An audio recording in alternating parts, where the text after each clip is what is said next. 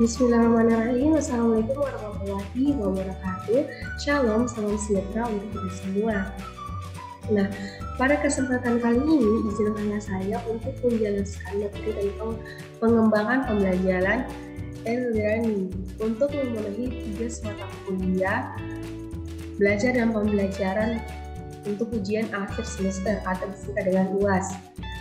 Nah, sebelum saya membahas tentang materi pada kali ini, izinkan saya untuk memperkenalkan diri terlebih dahulu. Perkenalkan, nama saya Diana Afria Permatasari dengan NIM 209025001 dari Program Studi Pendidikan Akuntansi Kelas A, Fakultas Ekonomi dan Bisnis Universitas Negeri Makassar. Nah, pokok pembahasan kita pada kali ini adalah mengembangkan pembelajaran e-learning. Apa sih e-learning? Jadi, saya akan bahas terlebih dahulu tentang pengertian dari e-learning tersebut. Nah, pengertian dari e-learning adalah pada dasarnya merupakan konsep atau metode pembelajaran yang memanfaatkan teknologi digital yang dilakukan dari jarak jauh menggunakan proses digital atau internet. Nah, selanjutnya materi. Nah, teknik pembelajaran secara e-learning semakin meningkat di zaman teknologi semakin berkembang. Berarti tadi saya bilang yang bisa kita garis bawahi adalah zaman teknologi yang semakin berkembang, di mana teknologi pembelajaran secara e-learning semakin meningkat di zaman teknologi yang semakin berkembang dengan memanfaatkan kemajuan ilmu, pengetahuan dan teknologi ini. Pembelajaran secara e-learning sudah diterapkan di lingkungan pendidikan. Dengan pembelajaran e-learning diharapkan dapat memperbaiki pola-pola pembelajaran digital seperti yang diharapkan oleh pengelola pendidikan. Nah, masih banyak sekolah yang melakukan pembelajaran secara konvensional sehingga siswa belum dapat secara optimal menerima materi pembelajaran karena keterbatasan waktu. Nah, keterbatasan waktu pembelajaran sehingga diperlukan pengembangan sistem e-learning untuk mempermudah proses pembelajaran siswa.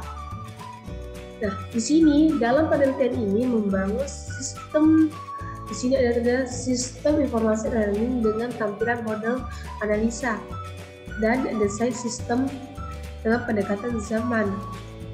Framework dimulai dengan menentukan ruang lingkup sistem bisnis swap yang mencakup seluruh data.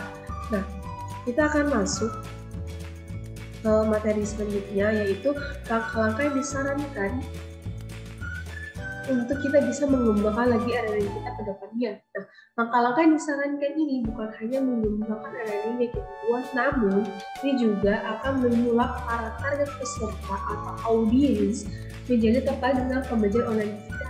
Jadi, apa sih langkah-langkah agar pembelajaran kita ini diminati oleh orang yang menonton video kita atau tidak saat presentasi?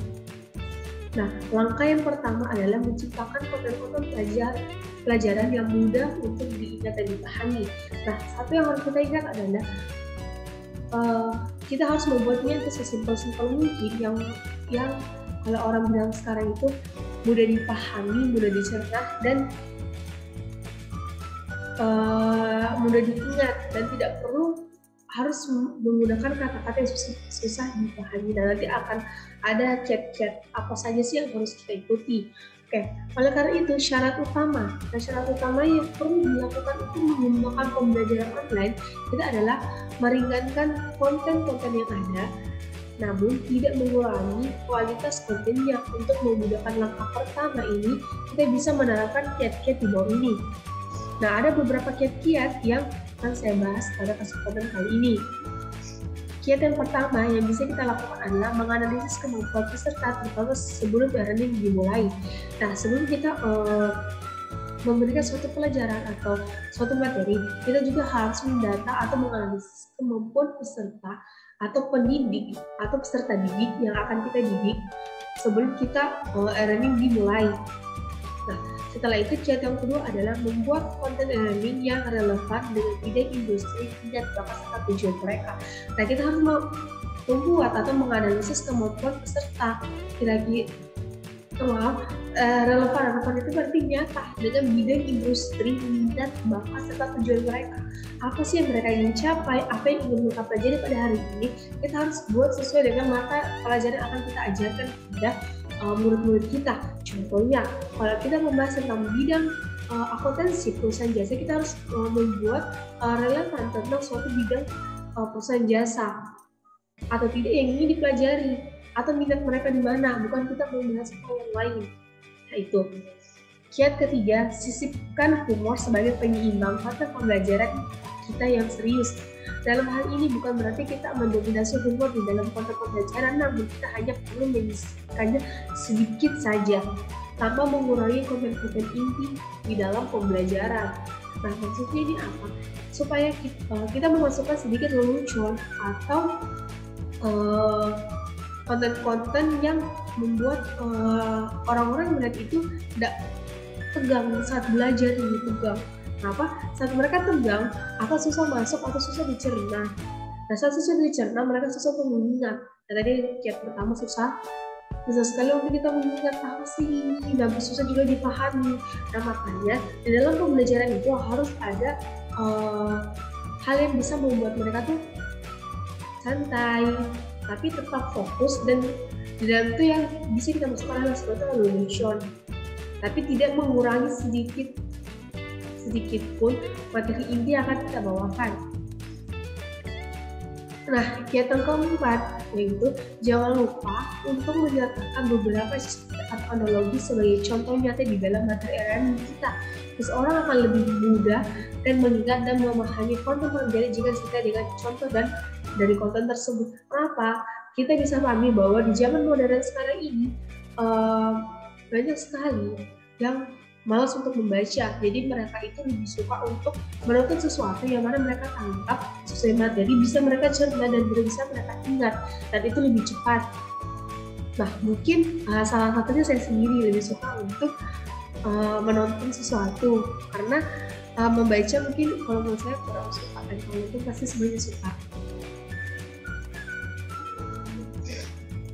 Nah, beberapa cerita analogi yang diberikan juga akan membuat peserta semakin tertarik dengan elemen itu yang tadi saya bilang. Mereka tertarik dengan pembelajaran kita saat kita buat suatu video. Nah, habis itu kiat yang kelima, jangan lupa untuk memasukkan elemen manusia ke dalam konten LMM kita. Nah, setelah itu ke-6, kiat ke-6, kita perlu menggunakan sumber-sumber multimedia yang dipilih secara selektif untuk mempercepat kemampuan peserta learning. Nah, kita bisa memilih kira-kira multimedia yang mana yang mereka sudah pahami. Nah, setelah itu yang ke-7, kita perlu menyediakan soal-soal yang bisa menguji pemahaman peserta yang baik, seperti teori tanpa ujian hanya akan menjadi hal yang sia-sia. Untuk itu, kita perlu membuat soal-soal yang relevan dan membantu mengasah pemahaman peserta dan lebih dahulu. Jadi setelah kita sudah melakukan langkah-langkah tadi, misalkan ada memasukkan lelucon, memasukkan bentuk pembelajaran, memasukkan video, habis itu melakukan elemen-elemen manusia, mempercepat. Setelah itu yang ke-7 adalah kita harus menguji peserta pendidik, orang yang kita didik ini, untuk mengasah lagi kemampuan mereka, apa yang mereka pahami tentang belajar dalam diri atau belajar yang kita lakukan. Nah, dengan apa? Dengan menguji mereka dengan soal-soal. Dan karena adanya soal, maka otak mereka akan terlatih dan akan terasah gitu.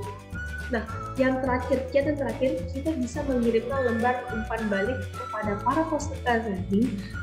Tujuannya supaya kita bisa mengetahui hal-hal apa saja yang perlu kita tingkatkan dan pertahankan.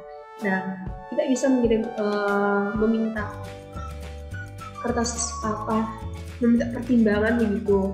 Supaya kita tahu, kita perlu juga tahu tingkat dan pertahankan apa yang harus kita berikan kepada mereka. Nah, itu tadi langkah pertama. Yang langkah yang kedua adalah mencantumkan testimoni learning di situs website.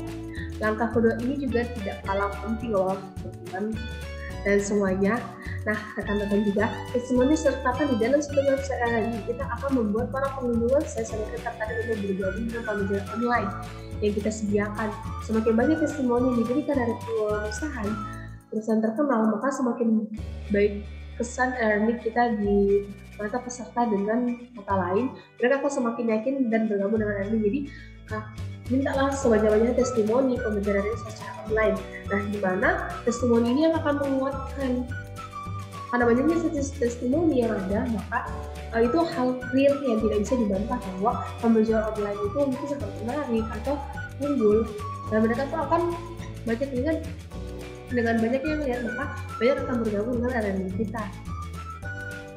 Testimoni. Nah,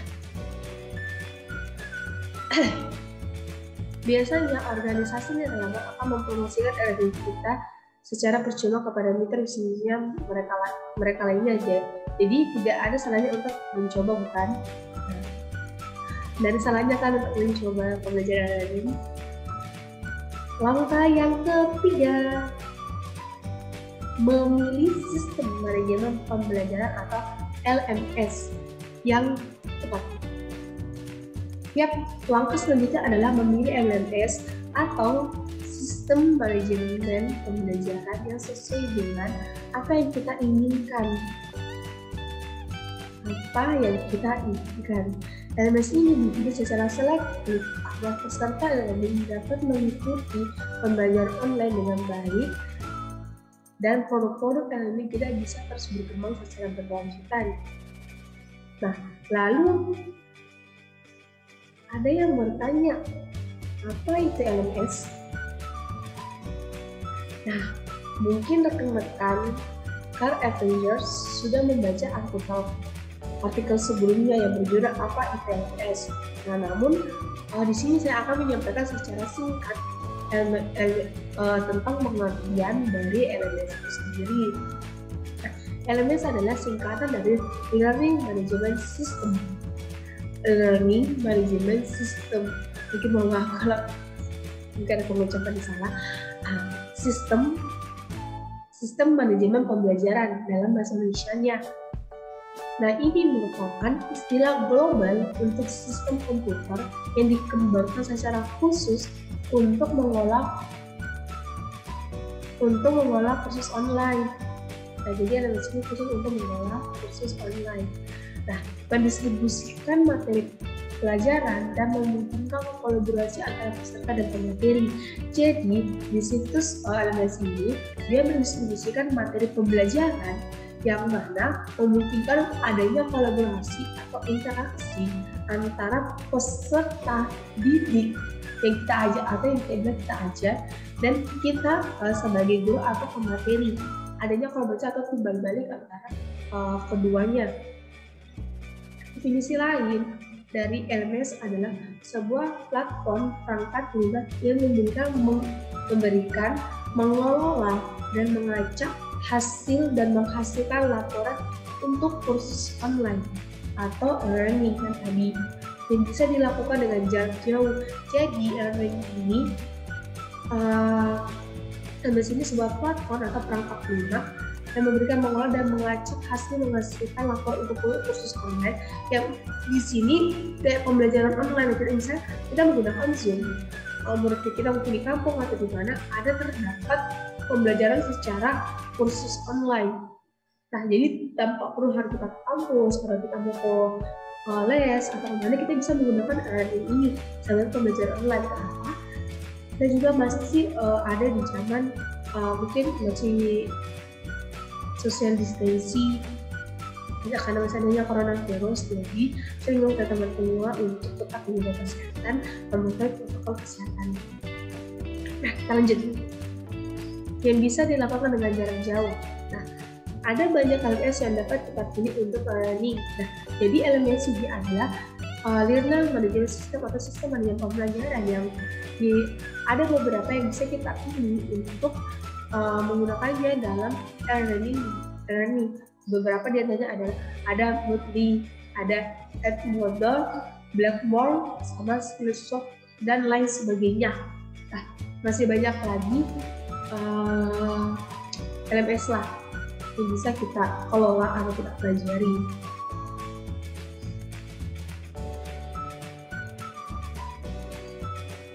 Nah, tadi materi yang saya bawakan memiliki referensi yang mana saya mengambilnya dari beberapa referensi, bisa dilihat di slide.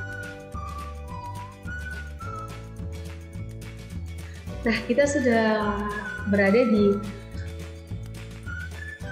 ujung pembelajaran atau pembahasan kita yang tadi.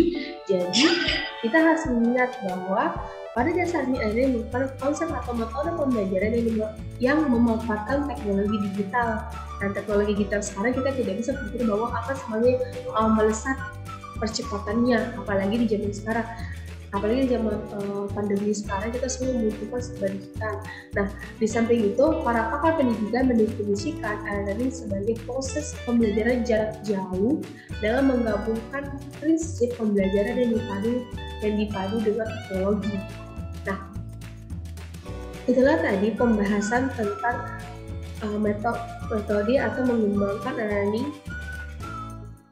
Mungkin sekian dan terima kasih. Mohon maaf apabila ada salah kata. Kebenarannya datangnya dari Allah Subhanahu wa Ta'ala, dan kesalahannya datangnya dari saya sendiri. Saya juga menerima komen dan komen atau komentar teman-teman, kakak-kakak maupun dosen pengajar saya mengenai pembahasan mengenai materi yang tadi. Sebagai jika ada salah bisa saya perbaiki dan sebagai bahan referensi saya untuk mencatatkannya. Sekian dan terima kasih. Wabillahi taufiq wal hidayah. Wassalamualaikum warahmatullahi wabarakatuh.